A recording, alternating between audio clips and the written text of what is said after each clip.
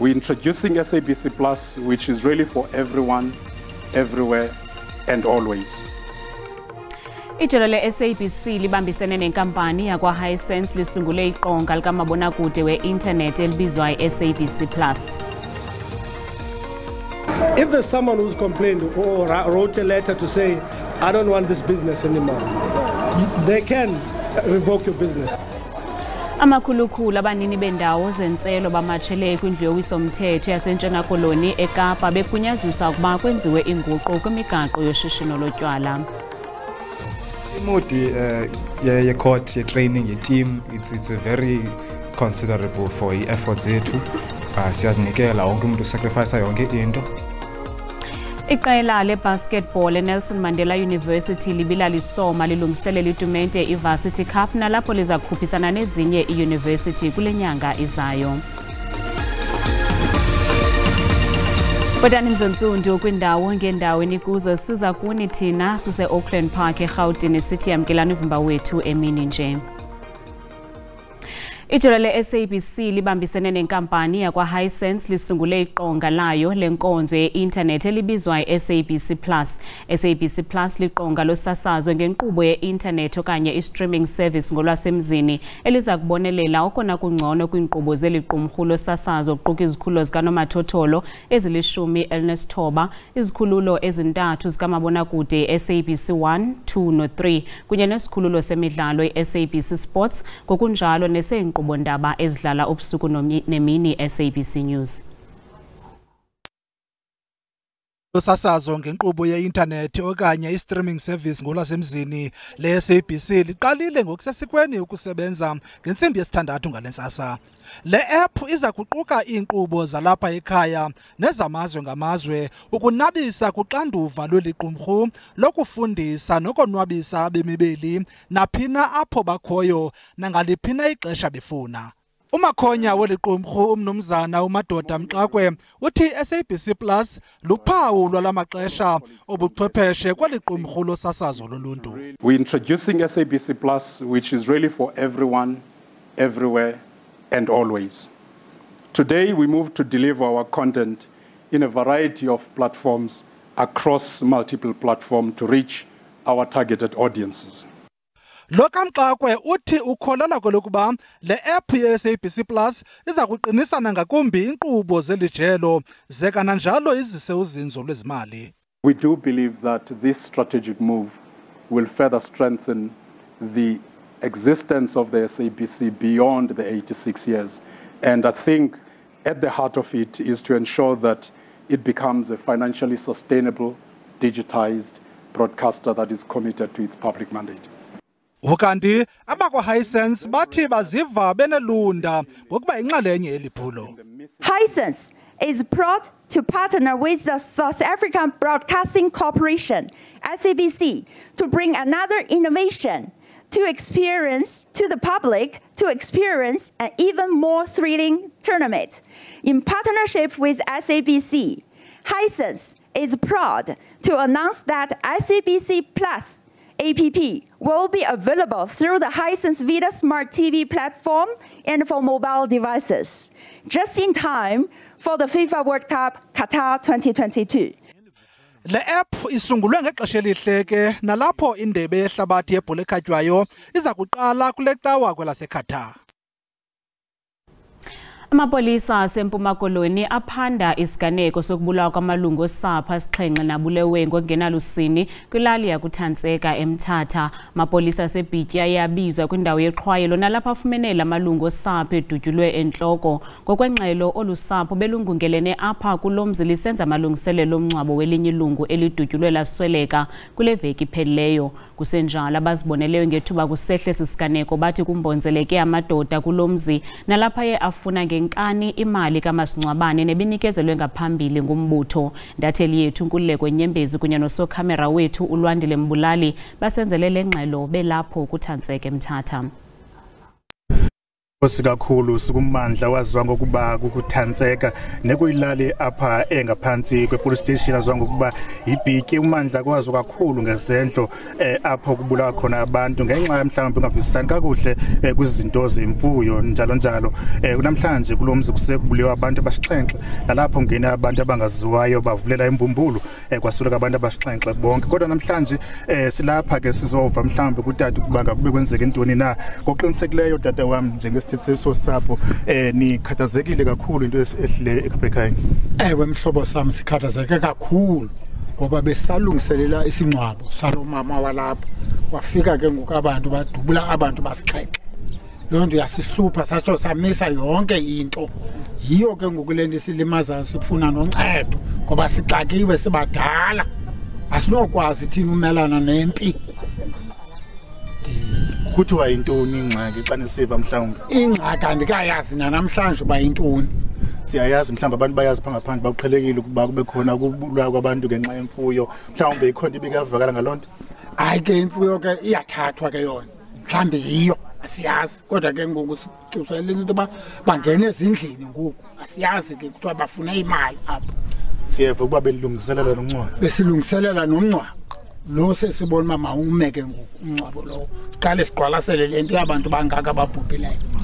Enkosi kakhulu tata yasisithethi sosapho eso imeko ke imaxungu kakhulu kodwa ke sinaye ke omele umasipala wasekuhlaleni iKing Sabatha Local Municipality KSD sizova mhlawumbe ukuba ngakube xa izinto zinje kwenzeka ntoni nisithathe njani mhlawumbe ezingxelo ukushaya kwazi ofisini ekasedolophu. Iyo lonto umsasazi beselapha ukusukela ngensimbi yesithandathu kukothuka nokuba noko siqhelile ukuziva izinto kodwa leya lapha iyasimangaza kakhulu kakude kube khona izidumbu ezisixhenxe ngexesha elinye. Singumasipala ke sinawo amaphulo esiqhele ukwenza kwimeko ezikumila kunje nesiqinisekisayo bakwelikhaya sizakwenza kanye ngolohlobo lokuba sikhangele lonke uncedo kuzo zonke istakeholders karhulumente ukuqinisekisa uba abantu belikhaya nokuba sekugqithe isingcwabo kodwa bayabonakala ukuba urhulumente bakhathalele.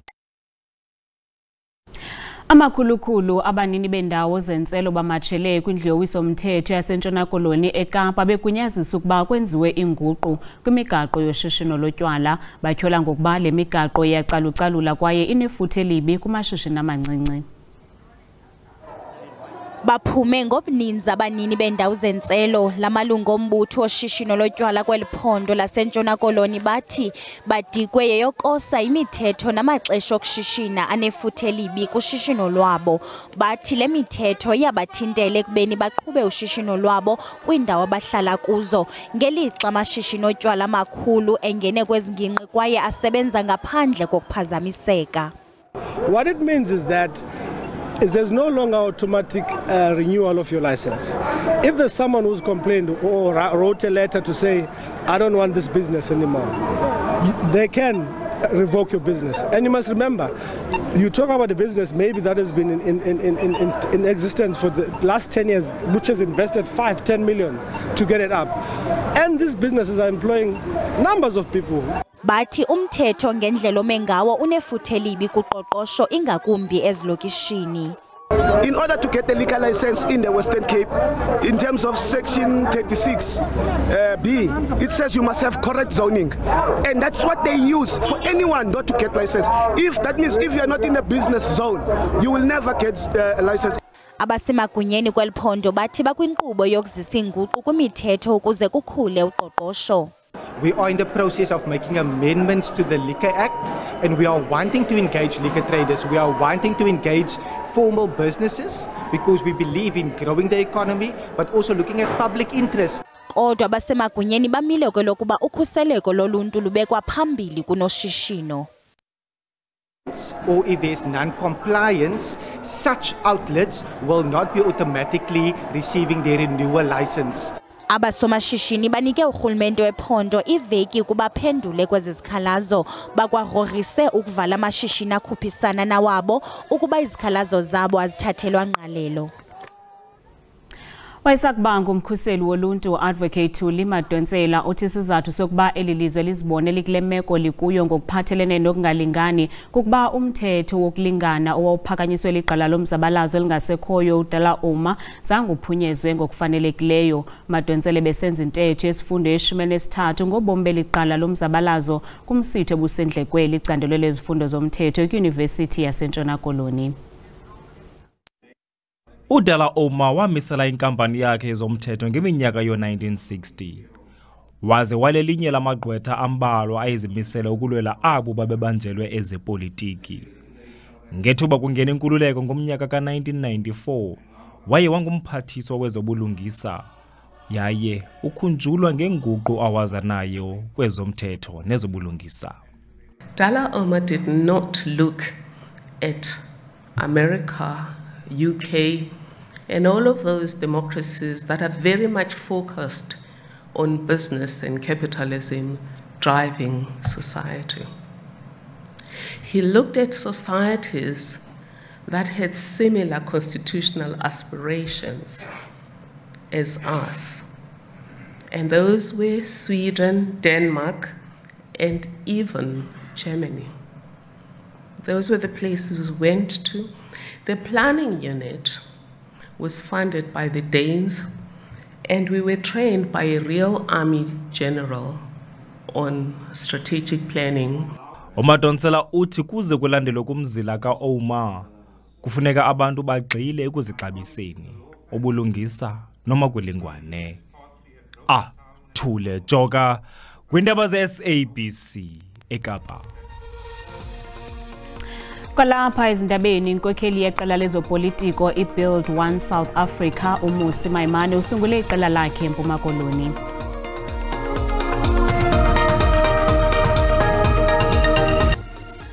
Sinamkelo kwakhona kwindaba zelijelo yakwazi ukubukela kwakhona amanqaku ezindaba ziphelele kwijelo le-YouTube uthi SABC Iindaba zesiXhosa kwinqaku lokuqala sithe ijelo le-SABC libambisene nenkampani yakwa-Hisense lisungule iqonga layo lenkonzo ye-internet elibizwa i-SABC Plus. SABC Plus liqonga losasazo ngenkqubo ye-internet okanye i-streaming service ngolwasemzini eliza kubonelela okona kungcono kwiinkqubo zeliqumrhu losasazo zamajelo kamabonakude nonomathotholo.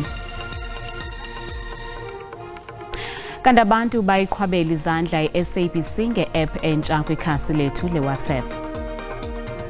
Elikhulu ihlombe okwenziwe SABC ukuthi namhlanje isethulule le-app engicabanga ukuthi inazo zonke iy'teji zase-SABC ezemsasazo kanye nezayo emabonakude engicabanga ukuthi-ke njengoba sebethulele lesi siteshi nje noma le-app sizokwazi sibone yonke imidlalo ezobe idlala kwi-World Cup engicabanga ukuthi nemsakazo futhi yonke izobe ikhona sikwazi ukulalela imsakazo eyahlukahlukene kwi-app eyodwa. Lokho kwenziwe SABC kuhle kakhulu, siyakubonga. Sasazo siyabulela kakhulu kwijelo lezosasazo. Siyabulela kakhulu ngethemba lobana nale midlalo isegathasa kuyonwabela. SABC isenzela into eyayike yanhle kakhulu. Well done SABC. Siyabonga futhi nakakhulu wangathi uNkulunkulu kanibusise. Niyasebenza manje. Nathi lesiswele amathikithi sizakhona kuhlala ekhaya sibukelela amagame. Nathi singana mali sizahlala emakhaya sibukelela amagame. Bangakhipha wonke lamagame ku-SABC 1, 2, 3 ngoba labanye bakhona ukubhadala lesiteshi letinkulu lokudlala khona amagame wonke. Angithathe leli thuba ngibongele i-SABC kanye nenkampani esebenzisana nayo mayelana ne-app abayitholile njeke. Ngiyacabanga ukuthi izinto e-SABC seyizokwenzeka lula. Kancane i-technology iloku yangena njeke eSouth Africa. Nezingane zethu ezisakhula izolithola kakhulu usizo ngalama-app ngoba awusizo. Inkokheli yeqela lezopolitiko iBuild One South Africa UMAIMANE usungule iqela lakhe eMpuma Koloni ikwakokuqala kuphehlelelwa lombutho ephondweni oko kwasungulwa umbutho kazwelonke ibusa. UMAIMANE uthi uze eMpuma Koloni kuqala nanjengoko eliphondo linemiba yenhlalo nezoqoqosho. Lo msitho ubanjelwe kwilokishi yaseNew Brighton eGqeberha selunamasebe asebenzayo lombutho kwesisixeko. Iqela iBuild One South Africa ithi ifuna ukuphelisa intswelangqesho kubantu abatsha, iqobisana kuhlukumeza amanina nokukhulisa amashishini asakhasayo. UMAIMANE ubhengeze uluntu lwaseGqeberha kuba bonyule inkokheli zisuke ekuhlaleni. ukuthi sifuna ukuzisa imisebenzi siyazi kakuhle uba i-communities lapha eSouth Africa ziba safe. Indaba enkulu esijongile apha eSouth Africa kuba singabantu abatsha, it's a new organization efike apha ezawubonisa uba i-vision esiyiphethe yila eSouth Africa ezawuthi asifuni iSouth Africa ethi xa uyijonga kwezinye indawo iyasebenza kwezinye indawo ayisebenzi, sifuna iSouth Africa ezawusebenzela sonke njengoluntu lalapha. Usihlalo walombutho uCosta Jack uthi useyiyo inkokheli abantu integrity movement. Inkokheli andizuyeka kwaye ubunkokheli bambe aim bubo obundenza into bandi besebhungeni nje basithethayo. Kodwa uba izinto mhlawumbe zingagqijika zawujika ngo-2026 mhlawumbe ndinganyulwa okanye imisabanye abagqatswa which yinto leyo eza kwenzeka because kuzawungena abantu abayanga. Uluntu luphuma ngobuninzi luzomamela izithembiso lombutho.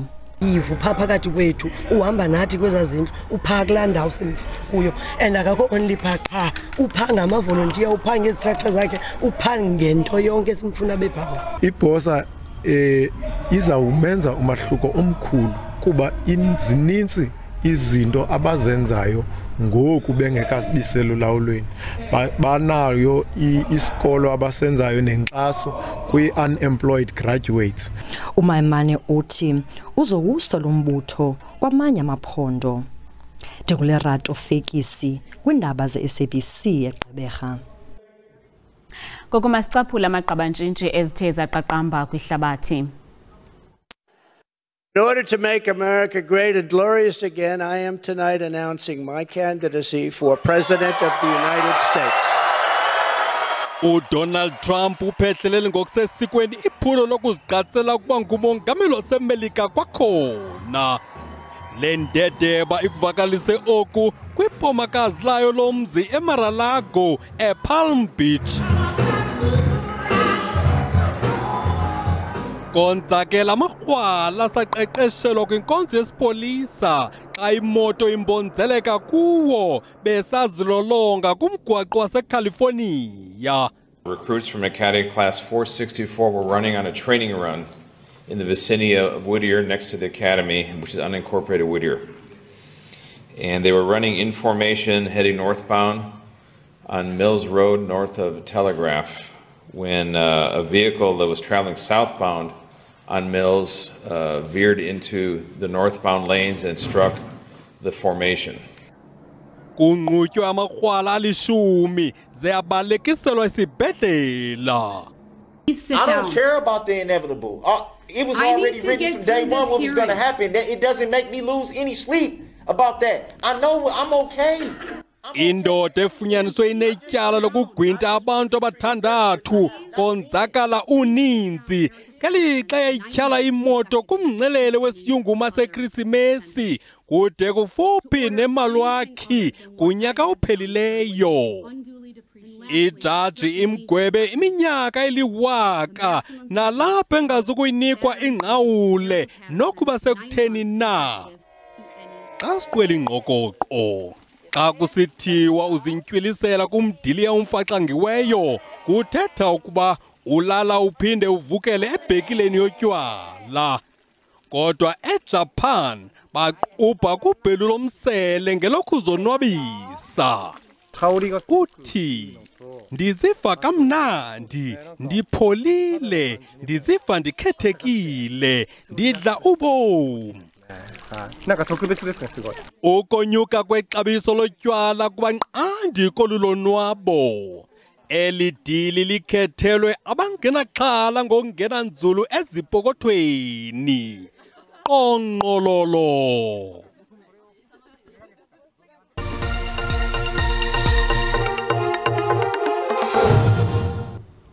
Iqela le-basketball kwiziko lemfundo ephakamileyo iNelson Mandela University libila lisoma lilungiselela itumente iVarsity Cup nalapho liza kukhuphisana nezinye iiyunivesithi kule nyanga izayo. iNelson Mandela University inethemba lokuza neziphumo ezincomisayo kule tumente zayo. Lo mdlalo webasketball udumile phesheya kolwandle kumazwe afana neSpain naseMelika. Abadlali bafuna ukuzenzela igama kulo mdlalo bafana noMichael Jordan noKobe Bryant. babonakalise iimpawu zokuzimisela ngelixa bebezilolonga. Bathi bafuna ukubuyisa isidima sedyunivesithi Nelson Mandela. Imodi ye-court ye-training ye-team it's a very considerable for efforts zethu. Siyazinikela wonke umuntu sacrifice yonke into. The reason why I love basketball is because it's a unisex sport and it has more of contact, and usually we find girls going for netball, so I wanted to just play something different, and basketball is still growing for females. Abaqeqeshi beliqela bathi baneqhinga elitsha lokunyusa izinga leliqela. Umuntu makazithembe ngoba xa sowufika pha phambili uzawuva izinto kulanto kuthiwa ngesilungu keqala bathi shut out the noise, ngesixhosa ukuthi unxibe i-donkey blinkers wenze leyo uyifundisiweyo. Iliqela lilungiselela ukuthatha inxaxheba kwi-Varsity Cup kunyaka ozayo. Ndinguzolani Moya weendaba ze-SABC ndiseGqeberha kwiphondo leMpuma Koloni. Mawethu Mamthembu selengqangile nemozulu kamnandi.